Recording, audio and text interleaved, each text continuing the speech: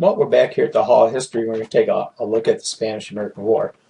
We had a handout today. Don't be afraid to go back and look at that. I believe on the second page showed had a really good synopsis of the Spanish-American War. So don't be afraid to use that.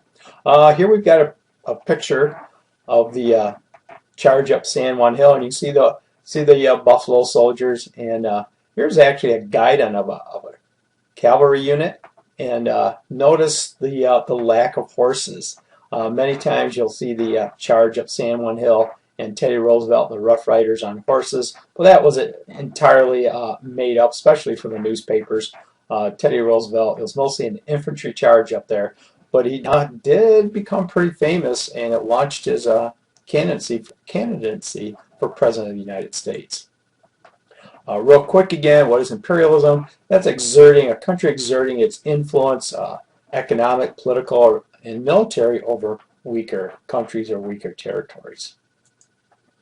The Spanish-American War, a couple of the big events. On April 20th, 1898, we're looking at U.S. officially declares war on Spain. This was really the match that set it all off. Was in Cuba, the explosion of the Maine, which was a U.S. warship. Of course, it was blamed on the Spanish, but there's much debate on this, and many people, historians, think it was probably a problem with the boiler. But as the press used this and used it to the advantage of saying the Spanish did this, it really kind of pushed America over the brink to declare war on Spain. May 1st, 1898, the U.S. invades the Philippines, and Admiral Dewey defeats the Spanish at the Battle of Manila. One thing about Spain at this time, it was really a receding world power. The United States was ascending, Spain was descending on the world stage, and it was a very opportunistic time for the United States to become a world power without having to put a lot of effort, money, and life into it. Here you look at some facts and figures about it. Again, if you look here, only 394 soldiers died, and most of these were due to malaria and dysentery. Rum, alcohol hindered many soldiers. If you know anything about the Caribbean, they produce much sugar cane, and the sugar cane is the major ingredient of rum. The incorporation of the Buffalo soldiers, and we've already looked at those. You guys did a very nice job looking at the Buffalo soldiers earlier in the year. Teddy Roosevelt and the Rough Riders. It was made for television, and the television at the time was the press.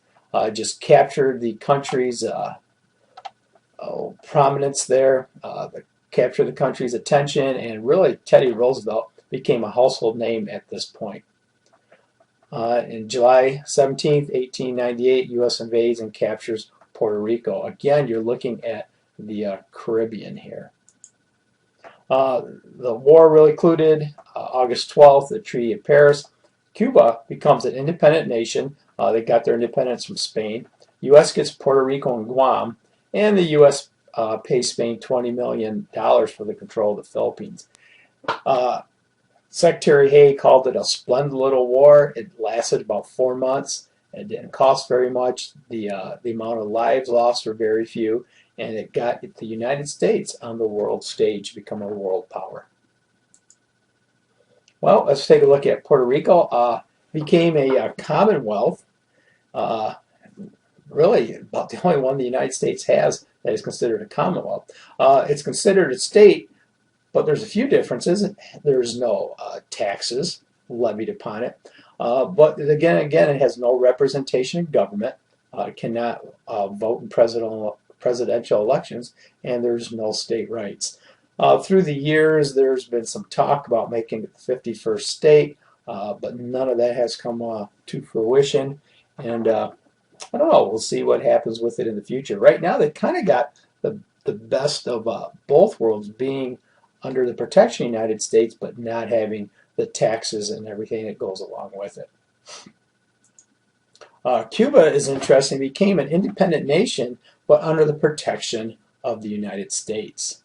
And the Platt Amendment, the U.S. agreed that Cuba could not make treaties that limit its independence. Uh, Cuba could not go into debt. The U.S. reserves the right to intervene in Cuba to protect independence and order. You got to look at that a little bit here. The United States did want, by the Spanish-American War, they wanted to kick all European influence out of the Caribbean. So this was the Platt Amendment definitely was self-serving here also. It's interesting also the U.S. could buy or lease land on the island for a naval base, Guantanamo Bay, and it is still there to this day. Talked about in class that it houses a lot of the terrorists from the Gulf Wars, the two Gulf Wars, and it's a little bit of a bone of contention. I know President Obama, when he was elected, said he was going to shut it down, but it is still in operation, and it's you know, Cuba is an independent country under the Castros, and it is still there to this time. And it's interesting seeing Cuba is a communist country. You cannot visit it, and no Americans are allowed, but we still have that naval base there. That really is a prison right now. The Philippines became a U.S. territory, and it was an interesting spot with the Philippines. Yeah, the United States got the Philippines, but the Philippines wanted to be their own country, and since the turn of the century up to about World War II, the Philippines were trying to, they were always fighting the Americans to become an independent country, and so yeah, the U.S. might have won the war here, but definitely it was not an easy takeover of this Pacific island chain here. There has been since World War II very friendly relationship between the Philippines and the United States. There's actually military bases on the Philippine Islands, and it's still to this day a very close relationship between the two countries. And we'll look at the Philippines a little bit more when we get into World War II. Guam is not mentioned on here, but Guam became an important naval and military base, stopping point where ships and planes could refuel, and Guam became important as we get into into World War II also. Was there any problems with imperialism?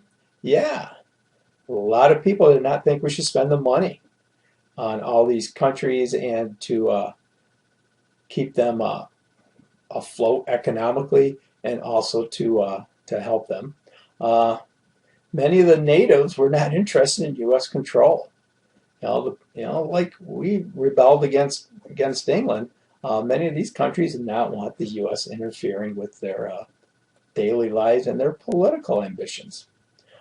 And lastly, it goes against democratic freedoms. The United States rebelled against a government who kept them down, and these countries also felt the United States was doing this to them, so they would definitely not feel very friendly towards the United States.